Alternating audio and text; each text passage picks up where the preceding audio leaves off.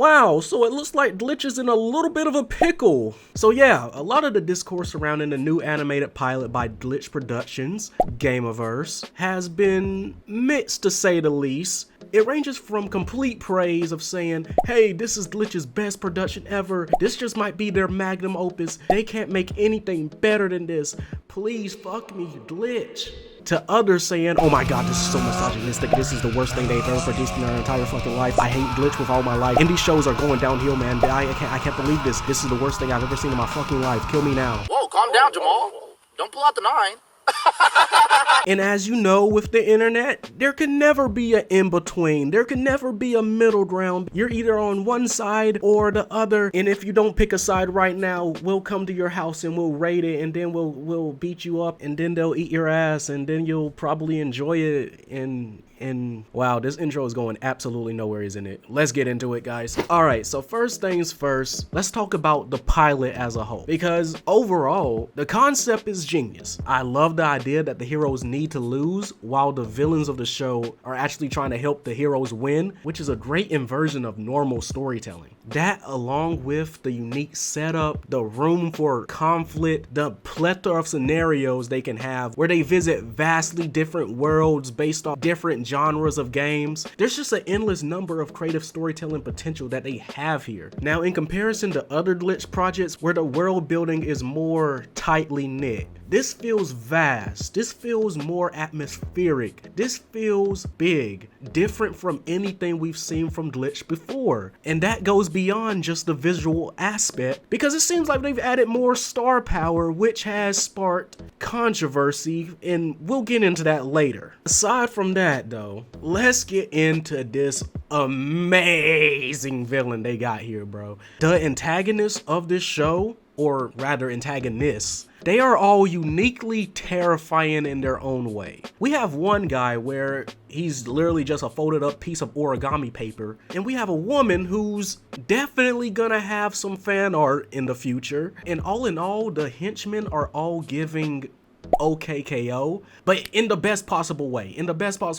Now, while these guys are more of the classical comedic comic relief that you'll expect from a show in this format, the main antagonist, terrifying as fuck. I mean that with pure sincerity, the way they captured his terrifying aura, whatever you want to call it, absolute perfection. I am terrified. If anything, I am watching this show mostly for him because I am loving what they're doing with his character so far. Especially with how haunting that ending was, and the fact that the heroes did not win at the end, which is sort of the entire point of the show. That was so good. I love how disturbing it was. How you walk out of it with even more questions than you came in with. That is the sign of a good show. Now let's get into the bad. Well, it wasn't exactly bad, but there are issues. Pacing issues. Now, with indie projects, they do usually cram a lot of things at you at once. I'm not faulting it for that alone. What I'm faulting it for is that they move too fast with stuff. Like, you blink and you miss it, and then all of a sudden the pacing slows down to a steep halt. Overall, it just felt like they were trying to do too much with too little time, which is crazy to say in a pilot that's like 40 minutes long. They try to cram a bunch of lore, action, emotional beats, comedy, character intros, rules, stakes. I'm just over here like, bro, pick a struggle. And while I understand it's a pilot and you do have to cram in a lot of stuff sometimes to achieve proper world building, I feel like you still could have achieved this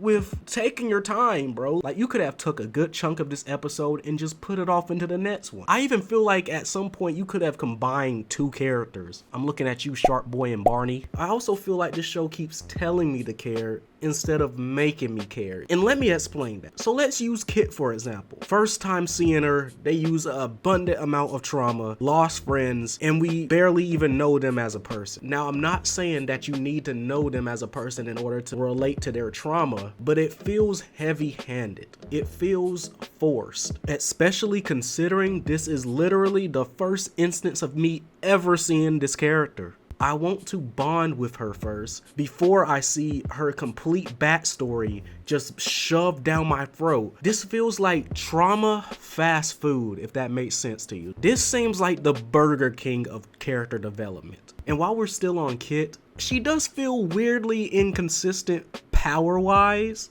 Now, not to be one of those power scaler type of people, but my guy, she's a capable fighter in the intro, but then she seems suddenly helpless later. If she's so experienced, why is she making these rookie mistakes? I mean, lock the fuck in, girl. Like at one point, they're just standing around and just watching. I felt like they were part of the audience sitting right next to me. I mean, come on, bro. Get the fuck in the mix. And aside from that, can we just talk about indie animation as a whole?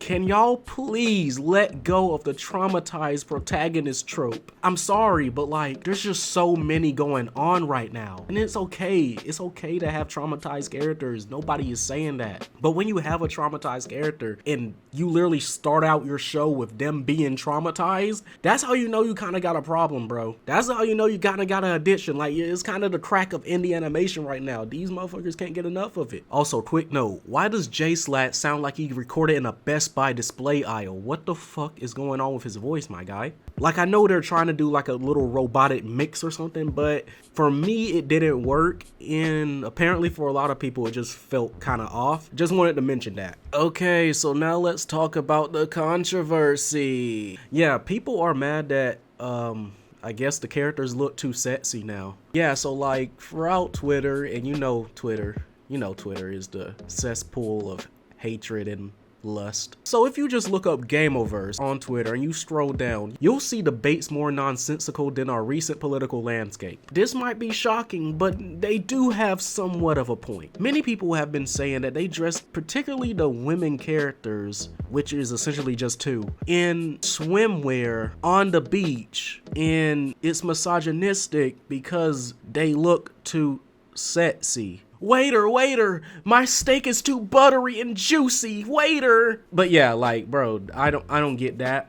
Since when did the whole sex positivity movement get overthrown by this weird Puritan movement is somewhat giving FCC micromanagement? This is basically Gooners revealing themselves that they cannot handle that women are dressed in swimwear that is revealing in any sort of way. What are we talking about here, guys? And it seems even more misogynistic to focus on that. I don't get it. I don't get it. These guys are kind of weird, buddy. Now, the only critique in this realm that makes sense to me is the fact that the women bodies are basically the same, even though there's like two humanoid women characters. So it's not like we have a has-been hotel level issue where it's basically the same body syndrome they have for every single character. But other than that, I don't see why people are mad. The other issue, which is actually an issue that deserves some criticism, is the fact that they have Slat. Now, I never really grew up with Slat because, like, he just wasn't my cup of tea. I just never grew up with the boy. But after seeing a bunch of clips of him saying not the best stuff about black people. Am I still alive, bro? Am I still alive, bro? Am I still alive, bro? Am I still alive, bro?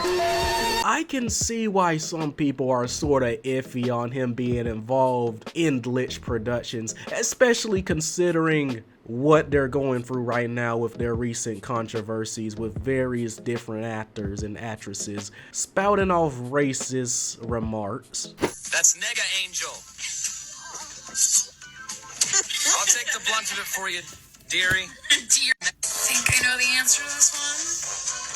Notice we sent by Aaron. Sure, nigga, we notice you. So they knew they did wrong, and they decided to ignore it, didn't give a fuck, and only apologized 7 years later when someone revealed all this bullshit. This type of racism is very covert, and it's one of those condescending, like, oh, you can't get mad because I'm not actually saying the N-word, I'm not actually saying the slurs, I'm just calling you a nigga.